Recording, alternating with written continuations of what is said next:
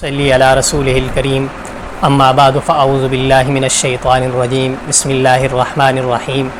قال اللہ سبحانہ وتعالی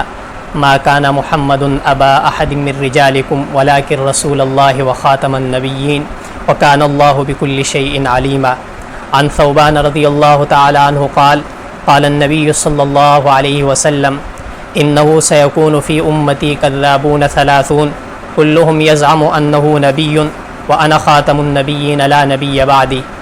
عن أبي أمامة الباهلي رضي الله تعالى عنه عن النبي صلى الله عليه وسلم قال أنا آخر الأنبياء وأنتم آخر الأمم صدق الله مولانا العظيم اللهم صل على سيدنا ومولانا محمد وعلى آل سيدنا ومولانا محمد وبارك وسلم وصل عليه۔ امت مسلمہ کے عقائد میں سے بنیادی اور ضروریات دین میں سے جو عقائد داخل ہیں ان میں سے ایک عقیدہ ختم نبوت ہے۔ ضروریات دین کا مطلب یہ ہے کہ جو چیزیں دین اسلام کی بنیاد ہیں ان کو ماننا اور ان کو تسلیم کرنا یہ ضروریات دین ہے۔ مثلا توحید یہ ضروریات دین میں سے ہے، رسالت ضروریات دین میں سے ہے، اسی طرح آخرت ضروریات دین میں سے ہے، اسی طرح جو ہے عقیدہ ختم نبوت بھی ضروریات دین میں سے ہے۔ تو ضروریات دین جو ہے نا، اس میں ایک مسلمان بننے کے لیے تمام ضروریات دین کو ماننا یہ ضروری ہے، لیکن کافر ہونے کے لیے یہ ضروری نہیں ہے کہ تمام ضروریات دین کا انکار کرے تب وہ کافر ہوگا، ایسی بات نہیں ہے، بلکہ ضروریات دین میں سے کسی ایک بات کا بھی اگر انکار کر دے تو وہ کافر ہوگا۔ جیسے عقیدہ ختم نبوت ہے، اس کا انکار اگر کوئی کر دے تو گویا یہ ضروریات دین میں سے ایک چیز کا انکار ہوا، تو اس بنیاد پر وہ آدمی مسلمان نہیں کہلائے گا، کافر کہلائے گا، تو لہٰذا وہ کافر ہو جائے گا۔ تو کافر جو ہے نا، تین قسم کے کافر ہوتے ہیں۔ ایک ہے کافر مطلق، دوسرے نمبر پر ہے زندیق، اور تیسرے نمبر پر مرتد۔ کافر مطلق کسے کہا جاتا ہے کہ جو اپنی نسبت اپنے مذہب کی طرف کرے اور مسلمانوں کی نسبت اسلام کی طرف کرے، جیسا کہ عیسائی ہیں، یہودی ہیں، تو اپنی نسبت عیسائیت کی طرف اور یہودیت کی طرف کرتے ہیں، لیکن مسلمانوں کی نسبت اسلام کی طرف کرتے ہیں۔ اور مرتد اس کافر کو کہا جاتا ہے کہ جو دین اسلام کو چھوڑ کر کوئی اور مذہب اختیار کر دے وہ مرتد ہوتا ہے۔ جیسے اللہ نہ کرے، خدا نہ خاصہ، کوئی مسلمان عیسائی ہو جائے، یہودی ہو جائے، دین بدل لے، تو اس وجہ سے وہ مرتد کہلائے گا۔ اور تیسری قسم ہے زندیق۔ زندیق اس کافر کو کہا جاتا ہے کہ جو خود تو پکا لعین کافر ہو لیکن اپنی نسبت جو ہے اسلام کی طرف کرے، اور مسلمان جو کہ پکے مسلمان ہیں ان کو کافر کہے، اسے زندیق کہا جاتا ہے۔ تو ان تین قسموں میں سے قادیانی جو ہے زندیق کافر ہے کہ وہ اپنی نسبت جو ہے اسلام کی طرف کرتا ہے، اپنے آپ کو مسلمان کہتا ہے لیکن تمام مسلمانوں کو کافر کہتا ہے، تو اس وجہ سے کافر جو ہے نا قادیانی یہ زندیق ہے، مسلمان نہیں بلکہ اپنی جو ہے نا نسبت اسلام کی طرف کرنے کی وجہ سے یہ کافروں کی تیسری قسم یعنی زندیق میں داخل ہے۔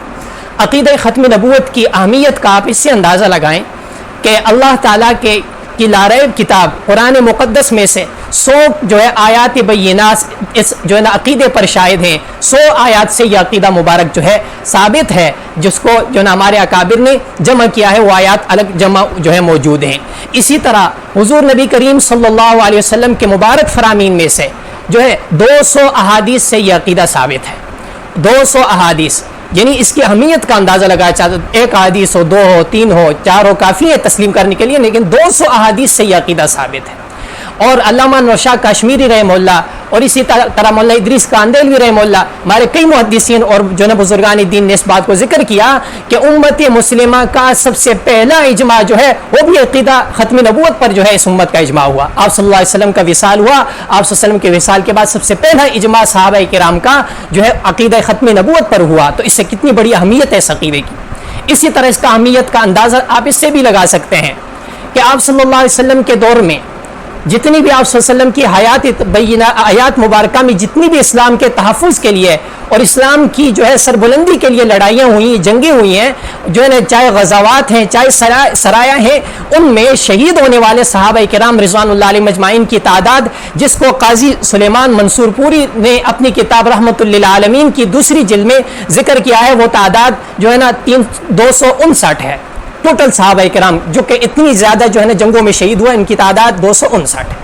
لیکن عقیدہ ختم نبوت کی جب باری آتی ہے، آپ صلی اللہ علیہ وسلم اس دنیا سے پردہ فرما جاتے ہیں، تو آپ صلی اللہ علیہ وسلم کے بعد حضرت ابوبکر رضی اللہ تعالیٰ عنہ کے دور خلافت میں ایک کذاب جسے مسلمہ کذاب کے نام سے دنیا جانتی ہے، اس مسلمہ کذاب نے نبوت کا دعویٰ کیا، تو ابوبکر رضی اللہ تعالیٰ عنہ کے دور خلافت میں صحابہ کرام نے اسلام کا تحفظ کیا اور جو ہے نا مقابلے میں نکلے، اور یمامہ کے میدان میں صحابہ کرام نے اور تابعین نے جو قربانیاں دی ہے، اور ان وہاں قربان ہونے والے شہداء کی مسلمانوں کی تعداد جو ہے وہ جو ہے نا 1200 ہے، جو کہ ذکر کی جاتی ہے۔ مفتی شفیع عثمانی صاحب نے بھی اس کو ذکر کیا، اور مفتی احناف ملا علی قاری رحمہ اللہ نے مشکات کی شرح مرقات میں اسی تعداد کو ذکر کیا ہے۔ 1200 جو ہے نا ایسے مقدس لوگ اس عقیدے کے لیے قربان ہوتے ہیں۔ اس سے اندازہ لگایا جا سکتا ہے کہ ایک طرف تو دور نبوت میں اسلام کی سربلندی کے لیے اتنے مارکے لڑے گئے، اس میں تعداد کم، اور اس کے بنسبت ایک جنگ جو عقیدہ ختم نبوت کی سربلندی کے لیے ہے، اور اس میں شہادت جو ہے نا پانے والے اور شہید ہونے والے صحابہ کرام اور تابعین کی تعداد 1200 ہے۔ اس سے اندازہ لگایا جا سکتا ہے۔ تو آج اس عقیدے کو، یہ مسلمانوں کا بنیادی عقیدہ ہے، مسلمان جو ہے نا اس عقیدے کو سامنے رکھ کر زندگی گزاریں گے۔ اللہ تعالیٰ نے جا بجا جو ہے اس عقیدے کو ذکر کیا قرآن میں، جیسے کہ میں نے ذکر کیا احادیث میں بھی اس کا ذکر آیا ہے، یہ جو ہے نا اس ضروریات دین میں سے ہے، تو لہٰذا اس عقیدے کو سامنے رکھ کر جو ہے نا زندگی گزارنی چاہیے۔ آج دو قسم کے دشمن جو ہے ہمارے دشمن اسلام کے ہیں، دو قسم کے جو بڑے دشمن ہیں، ہر طرح کے دشمن موجود ہیں، لیکن دو بڑے دشمن ہیں جو اس دنیا میں اسلام کے خلاف جو ہے نا جو ہے سر توڑ منہ توڑ کوشش کر رہے ہیں۔ ان میں سے ایک فتنہ اور ایک جو دشمن وہ یہودیت کا فتنہ ہے۔